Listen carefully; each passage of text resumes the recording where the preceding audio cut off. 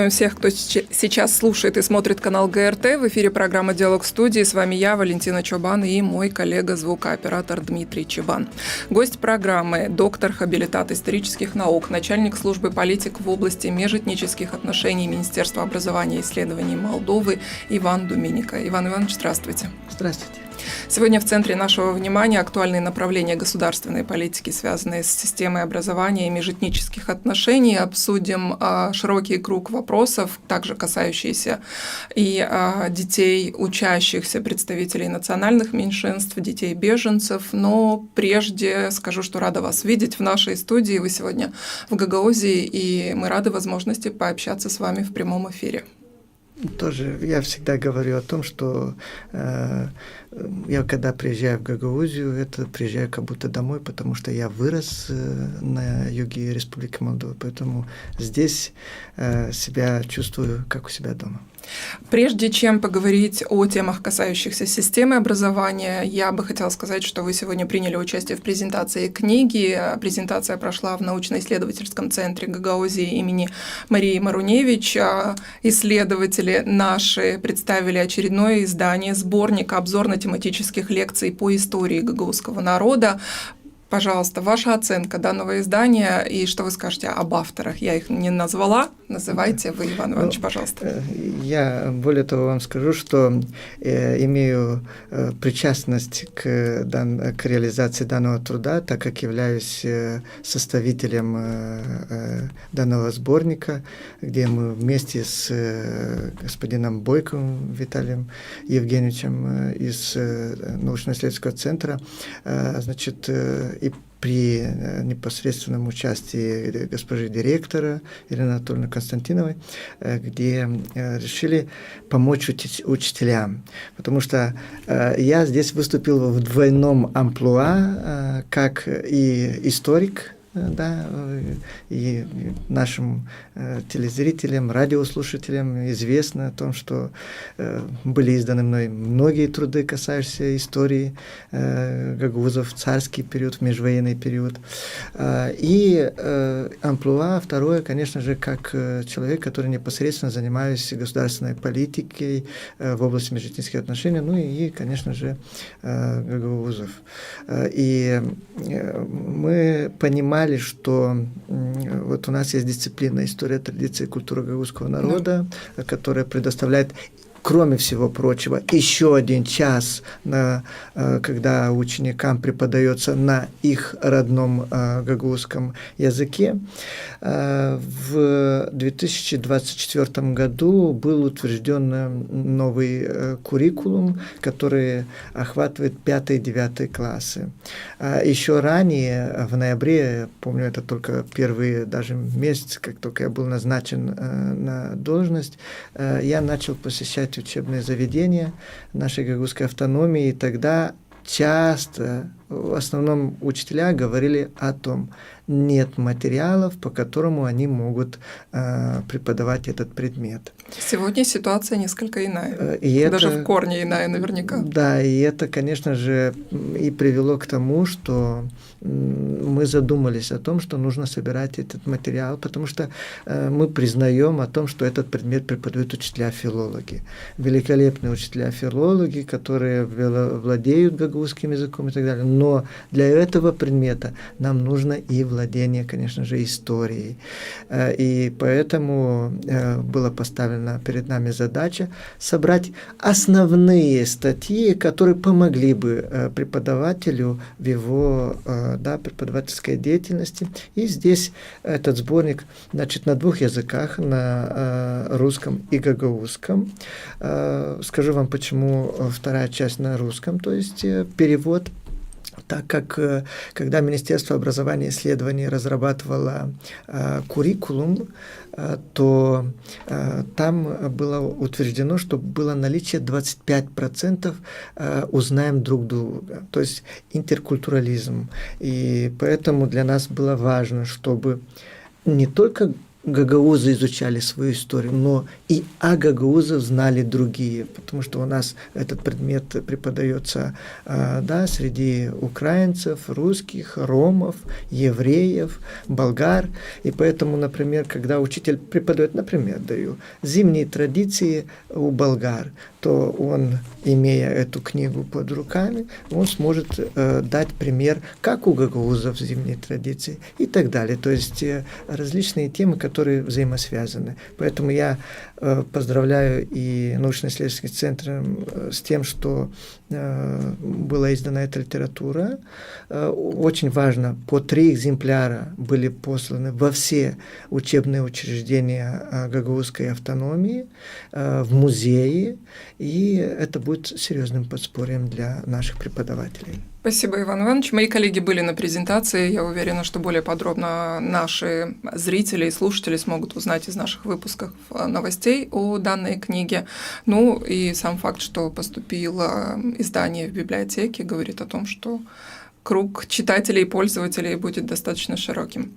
Иван Иванович, 27 апреля мы отметили национальный праздник Ана-Делим в день рождения просветителя Михаила Чекира, и спустя пару дней в Кишиневе Министерство образования и исследований Республики Молдова организовало международную конференцию, посвященную вопросам сохранения и развития гагаузского языка.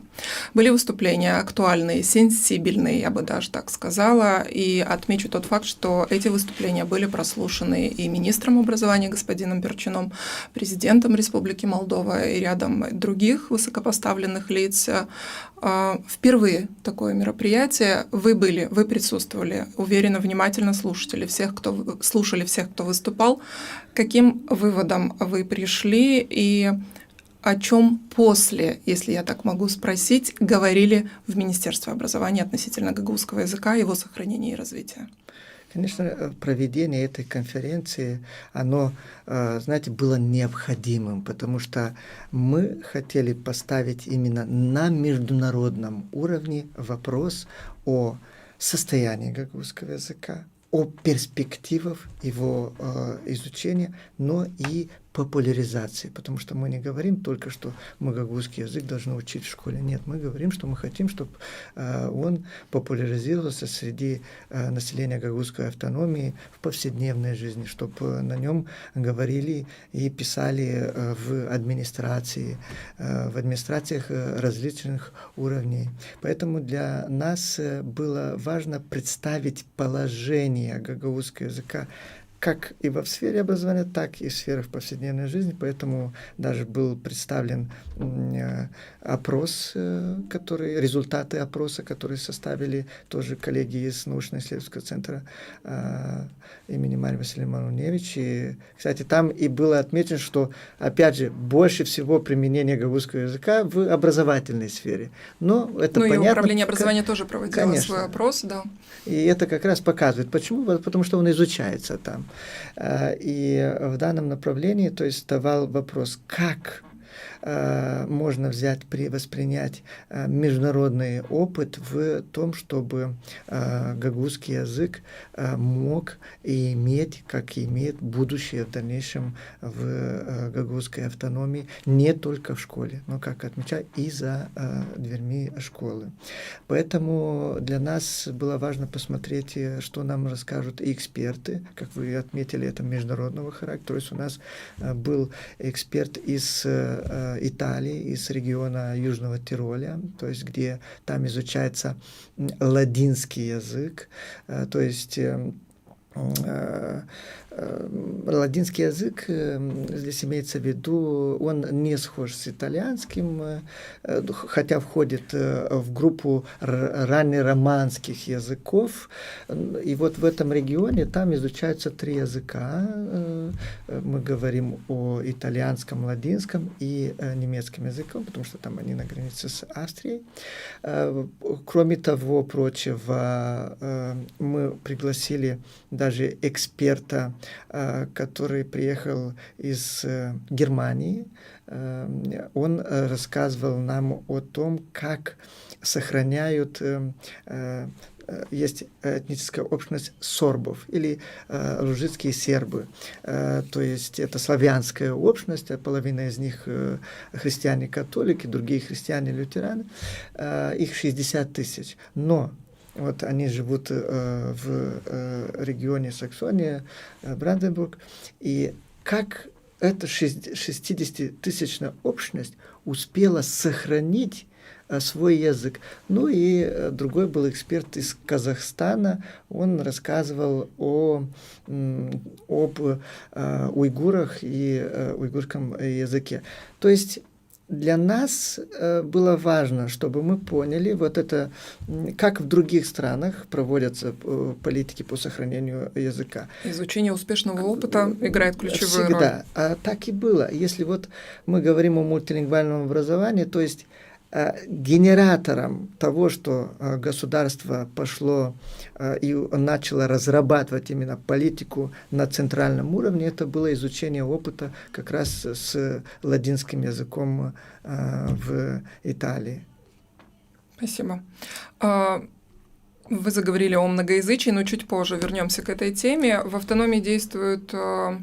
Нет, прежде о плане действий по изучению и продвижению гагаузского языка, который был принят на 2026-2027, простите, как пилотный проект, а после высока вероятность, что будет утверждение на уровне правительства на более долгосрочный срок. Но на данном этапе какая работа проводится, Иван Иванович? Вот если мы говорим о национальной программе, то...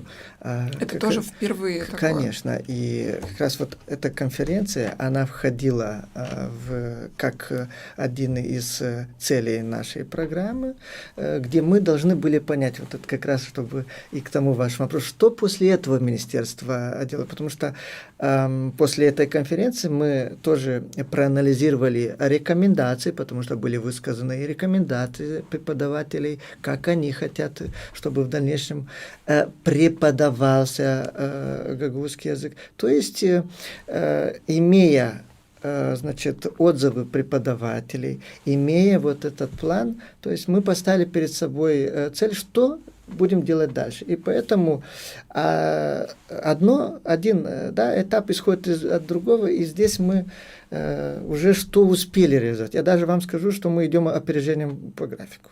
Если мы все достаточно быстро. В декабре была, если я не ошибаюсь, первая встреча. В феврале вы уже презентовали и утвердили национальный план. В апреле международная конференция. А в марте 1 марта мы тоже начали проводить курсы повышения квалификации для учителей гагаузского языка и литературы, которые преподают в гимназиальной сфере. Поэтому более 60 учителей сейчас при Камрадском государственном университете уже заканчивают курсы, потому что они проводятся 3 месяца. 31 мая будут уже последние лекции. Потом у них будут экзамены, сертификации, они получат сертификаты, которые будут для них очень важны, так как они смогут получать, то есть при повышении дидактической степени. Один из этапов, который мы уже сейчас мы объявляем набор в другие курсы повышения квалификации, это по истории традиций гагаузского народа, которые начнутся 1 августа. Поэтому мы призываем, и пользуясь вашей студией, призываем учителей, которые преподают предмет история традиций гагаузского народа, чтобы записывались на эти курсы. Опять же, как и в первом случае, министерство будет их оплачивать, потому что, если вы знаете, то обычно за квалификацию, повышение квалификацию сами преподаватели оплачивали или учебные заведения, то в данном случае является все бесплатно, то есть Министерство образования и исследований взяло на себя финансирование, то есть в первом случае были выделены, оно будет проходить 2 года, то есть вот сейчас за гагаузский язык и литературу Министерство выделило 190 тысяч, кроме того, то есть это не только оплачивание преподавания, это в Камрадском государственном университете были закуплены техника, это как проект, редактор. Создание условий Конечно, для курсов. потому что эти курсы проходят как и онлайн, так и когда мы говорим о теоретической части, когда мы говорим о практической части, преподаватели, значит, приезжают в Камрад. То же самое у нас будет по истории и традиции гагузского народа, которые также мы призываем учителей записываться, потому что, как я сказал, у нас этот предмет преподают учителя филологии. Я думаю, им будет полезно узнать новое. Я уже даже знаю содержание этих курсов, и сразу говорю, будет интересно, потому что будут говориться даже о тех темах, которые даже обычно не изучались. Это именно историки, признанные историки в сфере гагузоведения будут рассказывать как о происхождении гагузского народа, как о различных этапах развития гагузского народа, о культуре, о традиции. И здесь будет очень важно именно участие наших преподавателей. Ну и другой объектив, который мы поставили перед собой, мы уже тоже сейчас уже реализируем, это, конечно же, отправляем наших учителей, 25 учителей в Турцию, тоже на курсы повышения квалификации. Уже 28 мая у нас будет в Министерстве образования и исследований, где встретятся министр образования, посол Республики Турция с учителями, которые поедут в Турцию 4 недели. Будут проходить эти курсы повышения квалификации. Я думаю, это будет для них очень интересно, но и главное, мы попросили коллег из Турции, чтобы именно ставился вопрос именно и акцент на том, как преподаются родные языки и в Турции, потому что очень важно, чтобы мы брали пример и от коллег других стран. Спасибо. Иван Иванович, план действий по изучению гагузского языка и продвижению гагузского языка включает также пересмотр программы изучения гагузского языка в школах автономии. И тут, как мне кажется, очень важно прислушиваться к мнению педагогов, которые каждый день взаимодействуют с учащимися, знают социолингвистическую ситуацию у нас в автономии. Насколько воспринимаются предложения педагогов автономии вашими коллегами из министерства именно в плане работы над новой программой изучения гагузского языка?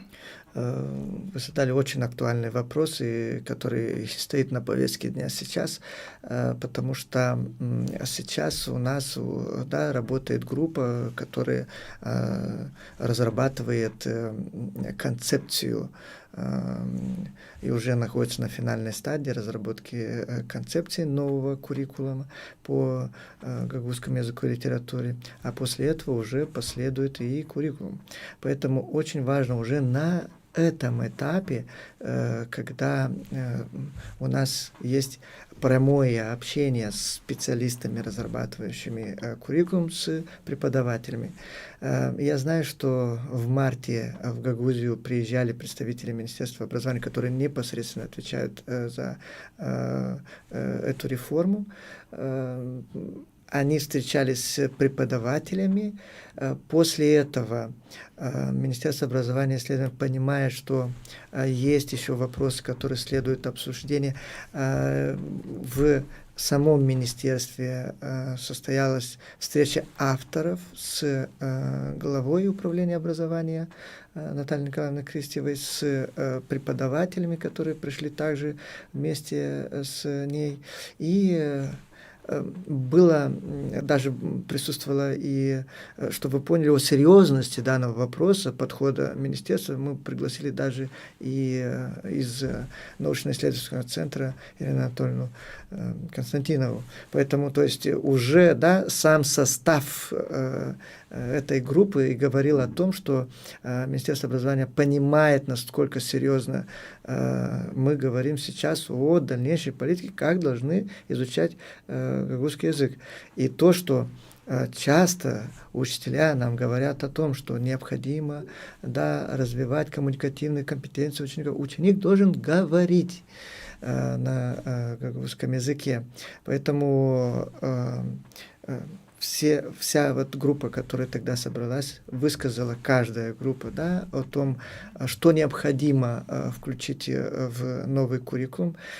Тогда, значит, пришли все к мнению, что на каждом этапе вот разрабатывается куррикулум по первому классу, второму, третьему. Вот на каждом этапе эти группы должны будут собираться, обсуждать.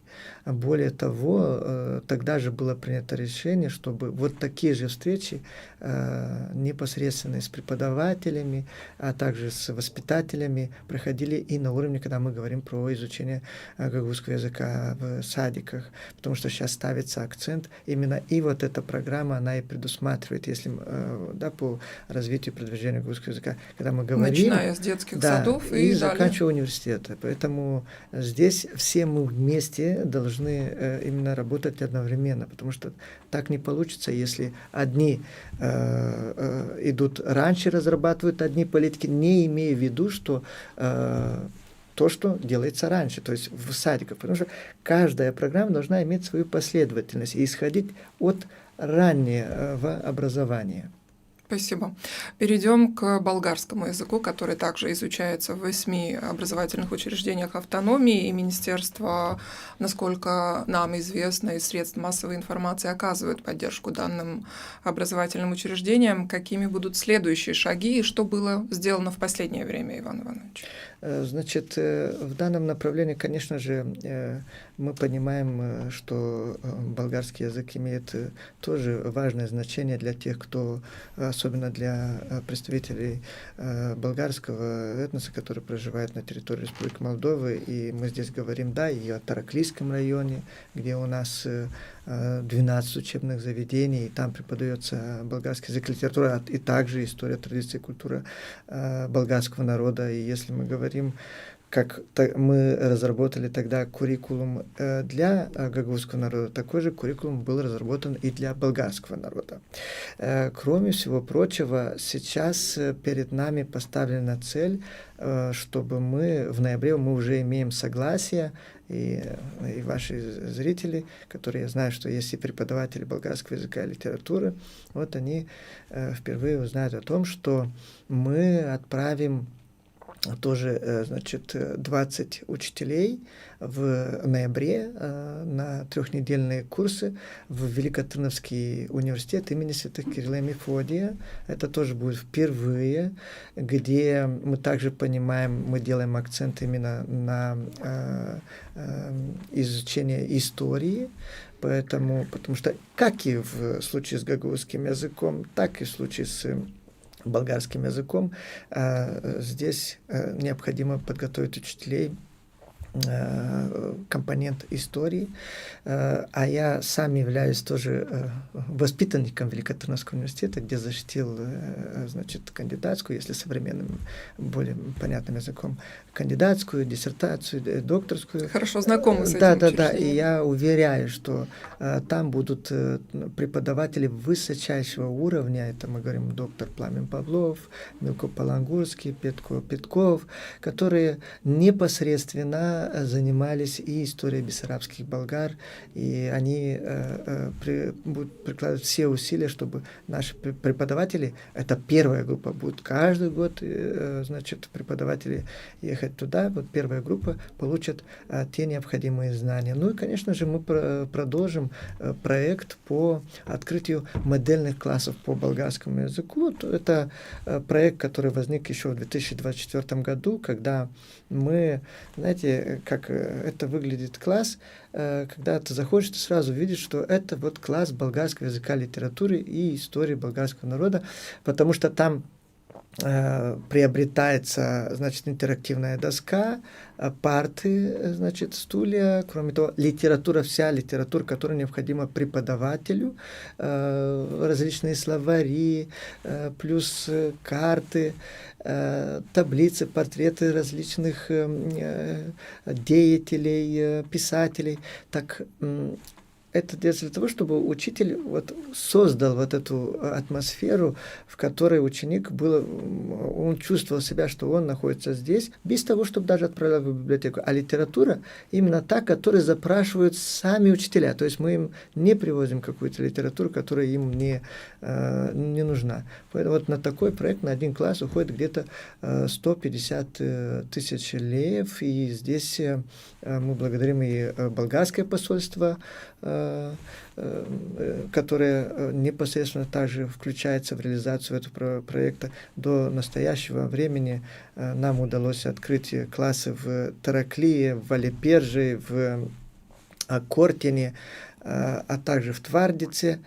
Кроме того, сейчас недавно в феврале мы открыли класс в Гагаузии в одном из учебных заведений. Это в теоретическом лицее имени Валентина Машкова в городе Чедерлунга, где также был открыт класс и в Светлом, в гимназии Светлом, а также в Кишиневе в теоретическом лицее имени Васила Левского. Проект будет продолжен. Спасибо. Как сегодня обстоят дела с продвижением и изучением государственного языка, и какую программу проводит Министерство образования, Иван Иванович? Ну, во-первых, мы рады, что была, как мы считаем, конечно же, успешно реализована старая программа, да, предыдущая программа, которая охватывала 2023-2025 года, и она называлась «Программа по изучению румынского языка среди взрослого населения, представителей национальных меньшинств». Сейчас, если вы посмотрите на новую программу, которая была утверждена правительством, она охватывает 2027-2029 года, там и бьет рекорды по количеству желающих изучить язык. Да, уже только в этом, я даже вот прежде чем как прийти к вам, тоже посмотрел статистику, сколько записалось на курсы, которые часть этой программы, да, то мы видим, что уже более 6 тысяч человек записались, мы говорим про начало года, то есть они уже начинают изучать гагаузский язык, еще румынский язык на различных уровнях. Поэтому здесь для нас очень важно, чтобы это новая программа, поэтому она и не называется уже «Среди взрослого населения». Она просто называется «Программа по изучению румынского языка». Почему? Потому что она впервые включает именно, интервенции государства. Опять же, начинаем школы, что мы продолжим открывать, например, скажу, одно из того нововведений, которое именно программой будет гарантировано, и это, должно быть каждый год.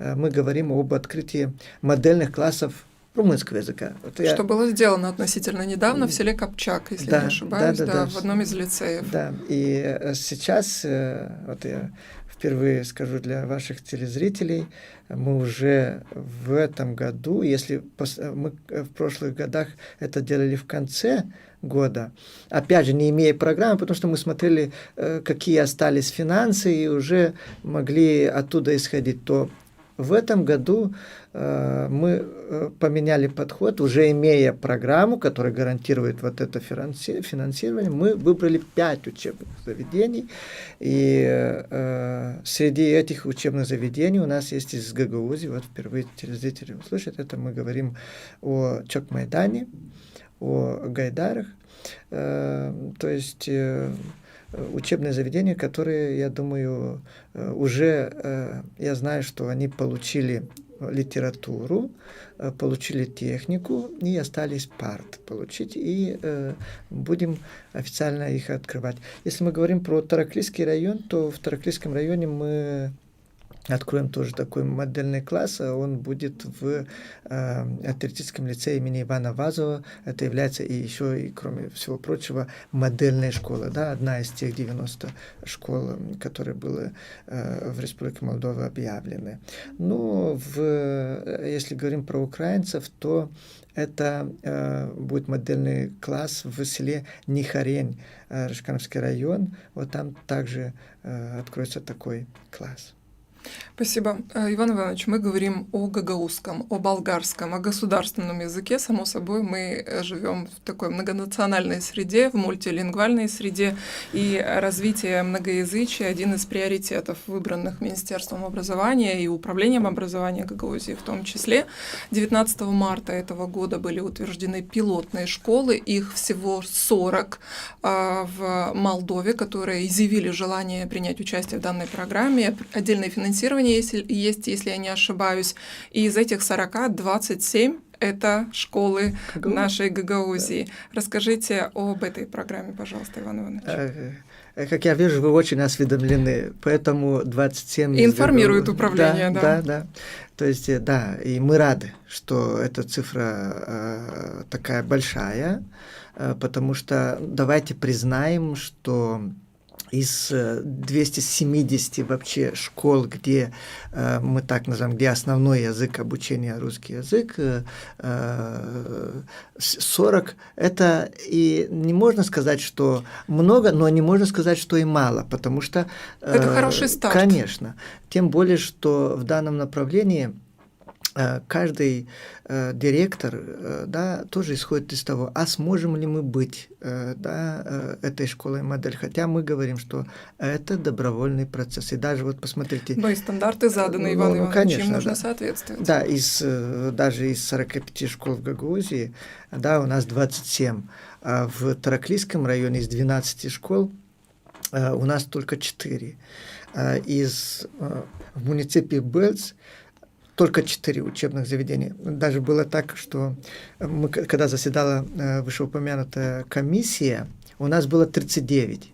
Но вот на этой комиссии начальник управления, кстати, присутствовала из Гагаузии, была и Наталья Николаевна Крестева, был и начальник управления из муниципа Белц, он сказал, что еще одно учебное заведение, теоретический лицей имени Максима Горького, изъявило желание тоже участвовать в этой программе, и тогда мы стали 40. То есть мы тогда все утвердили еще одну программу. Конечно же, мы понимаем, что здесь мы должны подходить к этому вопросу очень взвешенно, и мы говорим так. Сейчас задача директоров других учебных заведений объяснять родителям, потому что этот процесс является добровольным. Объяснять и преподавателям, что есть несколько моделей. И каждая школа может выбирать один из моделей, который соответствует ей. И даже в том моменте, когда мы видим, что у них только может, например, говорю, на румынском языке, или в данном случае на гагаузском языке преподаваться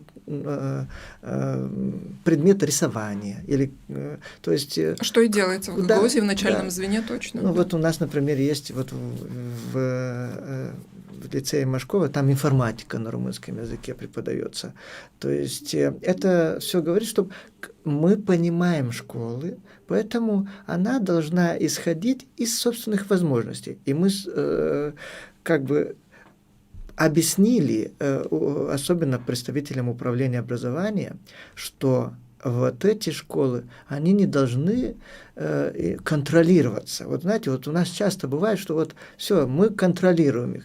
Нет, мы должны им помогать. То есть помогать, своего рода менторат, чтобы в данном случае эти школы понимали, что им необходимо. Мы даже запросили у этих школ, чтобы они нам предоставили, что вам необходимо для того, чтобы вот этот предмет преподавался на гагаузском языке. И учитель нам сообщила, что ей необходимо, целый список. Мы уже понимаем, значит, мы будем закладывать бюджет именно под этого учителя. И видите, с одной стороны, это хорошо, когда мало школ, потому что мы знаем каждую школу, знаем каждого учителя.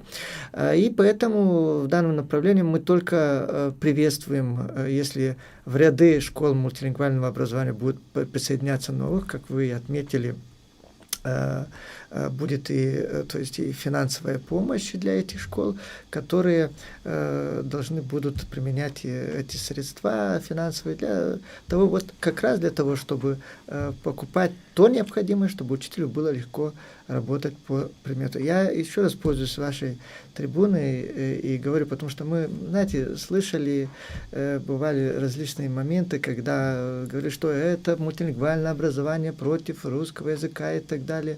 Пожалуйста, есть и такое мнение. Да, вот есть такое мнение, но коллеги из Гагаузии, которые имплементируют уже вот 27 учебных заведений, наши уважаемые журналисты могут любое обратиться в Министерство образования, мы им дадим список этих.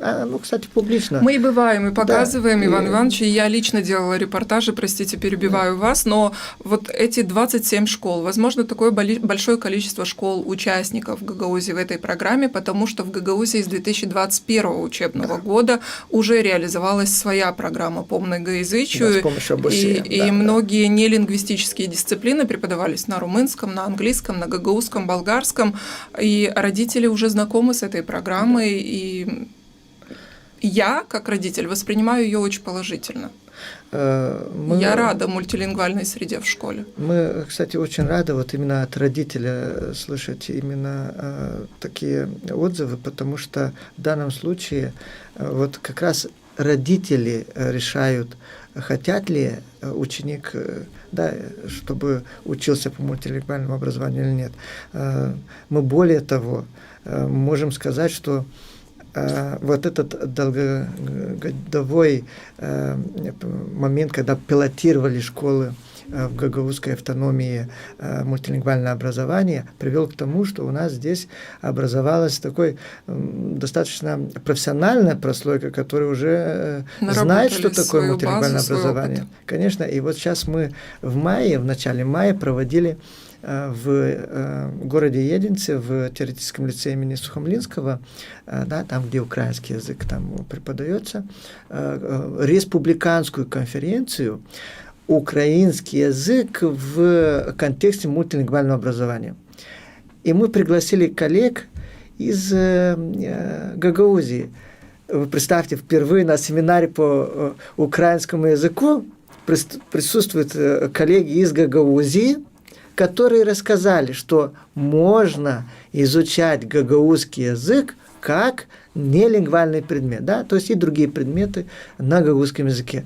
То есть в данном случае уже такими экспертами стали наши коллеги из Гагаузии. Поэтому мы планируем, чтобы из других школ, вот, которые только записались, чтобы приезжали в Гагаузию, и Гагаузия стала таким хабом, где обмен опытом, потому что мы говорим про школу, я знаю, что вам известно и про садики.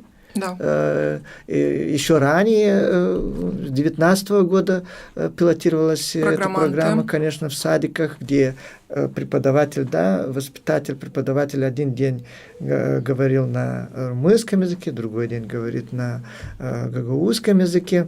То есть интерес есть, спрос есть, государство приходит помочь только. Мы с вами только что сказали, что есть мнение, что многоязычие своего рода вытесняет русский язык, но многоязычие развивает несколько языков. Как вам кажется, вот это мнение, оно трансформируется со временем, Иван Иванович? Я думаю, да. Я уверен, что, наверное, чтобы был живой пример, я думаю, что и вы тоже вначале с опасением, наверное, думали, а что вот это такое мультилингвальное образование? Все зависит от педагога, конечно, от методов его преподавания, от его аккуратности и точности.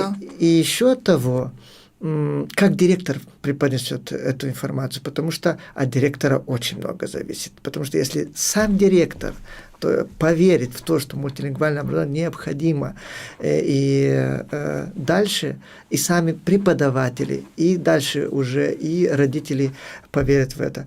Предстоит еще работа, мы работаем в этом направлении, и я думаю, все этапы, которые мы стараемся быть очень транспарентными. То есть, да, если вы видите, мы даже каждое заседание по мультилингвальному образованию стараемся освещать и так далее. На сайте Министерства образования и исследований будут выставлены протоколы заседаний, чтобы каждый смог посмотреть, что это такое. Потому что это важно для будущего наших детишек. Мы хотим, чтобы дети остались в нашей стране. Так вот, мы должны им сделать чтобы эти они были условия. конкурентоспособными, чтобы интегрировались в наше общество, да.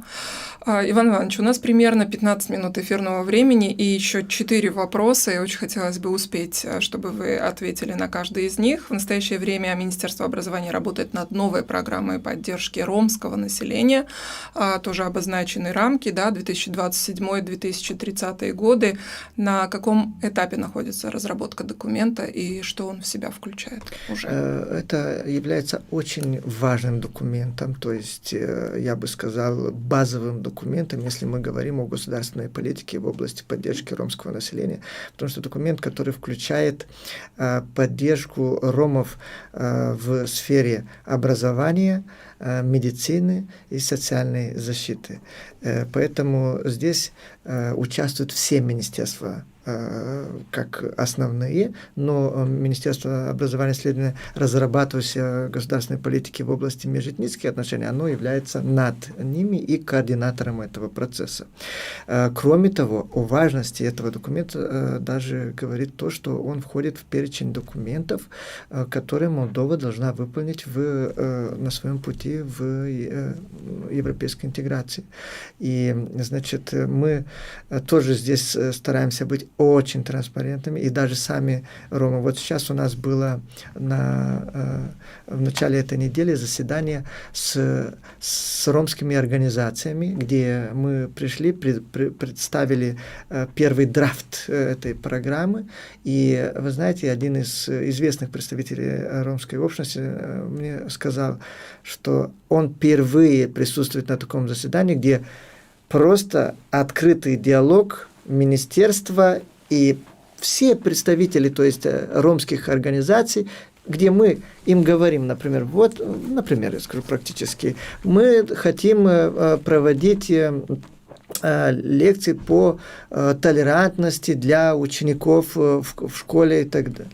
Значит, согласны с этим? Согласны. Мы хотим делать то-то. Согласны? Нет, не согласны, потому что мы хотим по-другому. Хорошо, сделаем по-другому. То есть такой открытый диалог, я думаю, если и сами представители ромского населения признают, то нам нечего дополнить. Мы идем тоже в данном случае по графику. Мы планировали в декабре уже эту программу утвердить, но она, то есть утвердить решением правительства, но уже, то есть в понедельник будет заседание, где, значит, 25 мая мы утвердим ее, потому что есть группа, которая утверждена приказом министра. Вот на этой группе опять же будет присутствовать и представители ромских организаций, но и уже все министерства, где мы вместе должны будем еще раз пройтись по программе, утвердить ее и уже дальше отправить ее по инстанциям правительственных органов.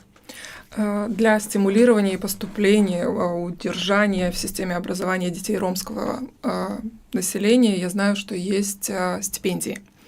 Они могут подавать свои документы, получать эту стипендию.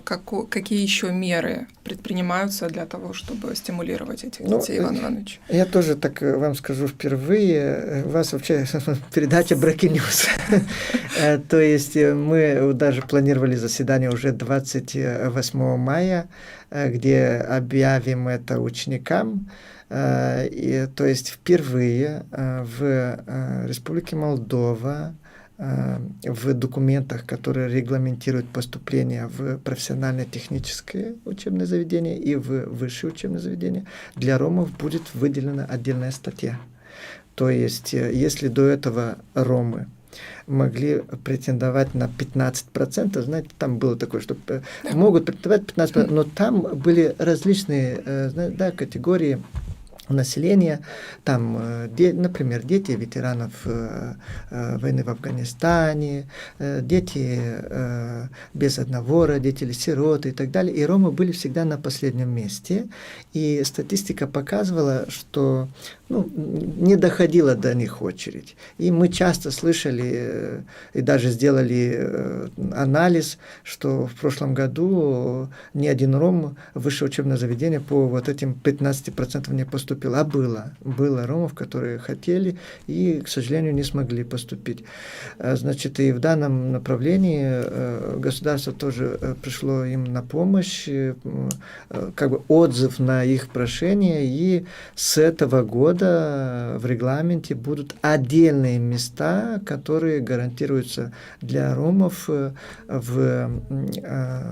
когда они будут поступать в высшее учебное заведение, и в колледжи или в профессиональные училища. И если мы говорим про также при поступлении, то есть сумма, которая, она 200 леев при поступлении. Знаете, это взносы, которые каждый университет, он запрашивает, или если мы говорим про профессионально-технические училища, то мы их освобождаем и от этого. Вы знаете, в социологии это называется положительной дискриминацией.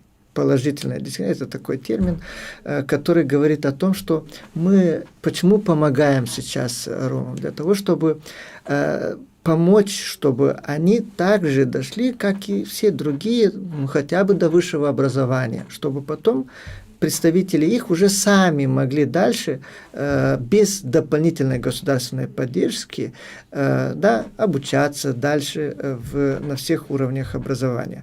Поэтому я думаю, что эти меры будут иметь результат, как и меры от той стипендии, которую вы отметили. Если вот один пример, чтобы наши телезрители поняли. Если мы в 2024-2025 году, в учебном году, имели 1600 ромов в образовательной системе, после того, как мы начали выдавать стипендию в лицейских классах, начиная с лицейских классов, после того, как были выданы всем, но включительно и ромов, 1000 леев в сентябре, та помощь, которая была дана семействам, и завтраки, бесплатный завтрак, то численность ромов у нас увеличилась до 2080 человек. То есть, вы представьте, получается, вы это связываете с мерами поддержки, да? Да, они видны, потому что мы тоже провели опрос среди родителей и так далее, чтобы поняли, вот что привело к этому. Конечно, помощь. Но к тому же отслеживается успеваемость детей ромов, если успеваемость стала ниже, то, насколько мне известно, стипендии лишаются. Лишаются, да, потому что мы говорим, что это не привилегия, а она тоже предусматривает обязанности и ответственность. Иван Иванович, как обстоят сегодня дела с интеграцией детей-беженцев из Украины в образовательную систему Республики Молдова? Как эти учащиеся сдают экзамены? Среди них наверняка есть выпускники 9-х, 4-х классов, 12-х, возможно, тоже. И какие меры будут предприняты далее для их последующего обучения в высших учебных заведениях, в профессиональных училищах? Да, значит, сейчас в нашей системе образования 2800 украинских беженцев, учеников, из которых 1700 в Кишиневе сконцентрированы. Какая нагрузка на учебное заведение Кишинева. Они и так перезагружены, потому что, так у нас все стремятся в Кишинев, и поэтому здесь мы понимаем, что нужна и подход, и поддержка именно и украинских беженцев. Здесь также мы и в этом году в регламенте при поступлении в высшее учебное заведение беженцы будут иметь возможность поступать на бюджетные места. И если мы говорим про профессионально-техническое образование, то что не было вот мы продолжим ту практику с прошлого года, когда они смогут, получат право поступать в профессионально-технические заведения и оплачивать контракт как граждане Республики Молдова. То есть этого 2 года назад еще не было. Также мы понимаем и видели такие случаи, когда находились люди, которые взимали за переводы и легализацию актов при поступлении большие суммы у беженцев, и поэтому для того, чтобы избежать недобросовестных таких людей, то мы также предусмотрим, чтобы комиссии приемные принимали оригиналы, и у нас есть с Министерством образования и науки Украины общая система, то есть они нам дали, она и была и до этого, потому что отдел квалификации все время проверял достоверность документов, где просто приемные комиссии введут цифры этого документа и им покажут, фигурирует что не оставит сомнений, конечно, фигурирует ли он в системе или нет. Поэтому сразу же отпадает вопрос того, чтобы эти беженцы, которые, признаем, что да, у нас есть и беженцы, которые, к сожалению, пришли ни с чем в Молдову. Есть и такие категории людей, и поверьте мне, уже 4-й год работаю с ними и знаю, что некоторым даже просто дом разбомбили, пришли без документов, без ничего. И поэтому мы понимаем, что нужно продолжать помогать именно и для них. В феврале также был утвержден план действий по продвижению украинского языка в системе образования Молдовы на 2026 год. Что уже удалось реализовать, Иван Иванович, и какие мероприятия предусмотрены в ближайшее время? Да, мы, как я вам ответил и выше, мы провели конференцию республиканскую, где говорили о том, что украинский язык следует поддерживать, но и в контексте мультилингвального образования мы уже не говорим просто как изучение. Кстати, это так же, как и гагузский язык. Просто изучение языка, как язык, а изучение на нем и других предметов. Есть, если я не ошибаюсь, образовательное учреждение, где обучение проходит на украинском языке, в Кишиневе имени Тараса Шевченко. Да, в Кишиневе гимназия имени Тараса Шевченко, где у них 6 классов, первые 6 классов обучаются на украинском языке, но с другие предметы, но с обязательным изучением румынского языка. Здесь мы говорим, там в основном беженцы, более 240 беженцев учатся в этом учебном заведении. Что предстоит еще сделать? Мы тоже сейчас на днях объявим о курсе повышения квалификации для учителей украинского языка и литературы. Значит, они будут проходить онлайн, будут их проводить коллеги из Ивано-Франковского университета, то есть коллеги из Украины, но онлайн, по понятным причинам. Мы очень надеемся, что эти курсы дадут свои результаты, потому что мы видим и заинтересованность в том, что даже и в этот процесс подключился университет имени Олега Руссо в Бельцах, педагогический университет, и в данном случае мы только за то, чтобы создать этот консорциум для повышения квалификации для учителей, и планируем в конце года провести тоже большую конференцию по украинско-молдавским связям при университете Бельц. Спасибо. И вопрос от нашего слушателя не могу не зачитать. Кстати, он из Украины. От нашего слушателя. Почему в Камрате практически не используется гагузский язык в языковом ландшафте, на выставках, в рекламе, в названиях улиц, остановок и так далее? Ведь закон это оговаривает. Вот. Такой вопрос. Если даже не в рамках вашей компетенции, но тем не менее, я думаю, вот вы мы ответите. Нашему телезрителю и скажем, что благодаря вот этой программе, национальной государственной программе по продвижению и изучению гагузского языка за 2026-2027 года и стремимся к этому, чтобы, когда он будет идти по улицам, он видел вывески на чтобы не только на слуху, да, но и слышал, как проходят официальные мероприятия также на гагузском языке. Спасибо. Благодарим также нашего слушателя за вопрос, за интерес к гагузскому языку. Иван Иванович, еще минутка. Что вы скажете нашей аудитории? С каким посылом хотите сегодня обратиться к нашей аудитории? Ну, конечно же, я бы хотел обратиться в преддверии уже конец учебного года, да. И поэтому в преддверии этого я знаю, что уже ученики ждут своих оценок, учителя тоже готовятся и к экзаменам. И особенно в данном случае я бы хотел обратиться и к нашим ученикам, которые заканчивают 9 и 12 классы. То есть нам предстоит сейчас очень важный этап, это государственные экзамены. И я просто бы пожелал им удачи. И я верю, что все, что делает министерство, а в данном случае вот мы говорим про ремедиали, да, то есть когда... Поддержка учащихся из группы риска, да, при подготовке к экзаменам. Конечно, дополнительные вот эти часы каждую субботу, там по-разному делают, некоторые в субботу, в воскресенье, и они дальше продолжаются до конца мая, будут продолжаться по математике, впервые по румынскому языку и литературе. Они призваны помочь, чтобы наши детки сдали успешно эти экзамены.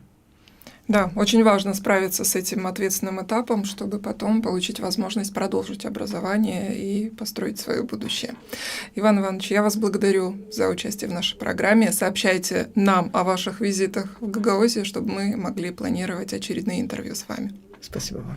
Для нашей аудитории еще раз отмечу, что участником программы «Диалог студии» сегодня стал доктор, хабилитат исторических наук, начальник службы политик в области межэтнических отношений Министерства образования и исследований Республики Молдова Иван Доминика. Благодарим всех за то, что были вместе с нами этот час. Желаем вам всего доброго и до скорых встреч в прямом эфире ГРТ.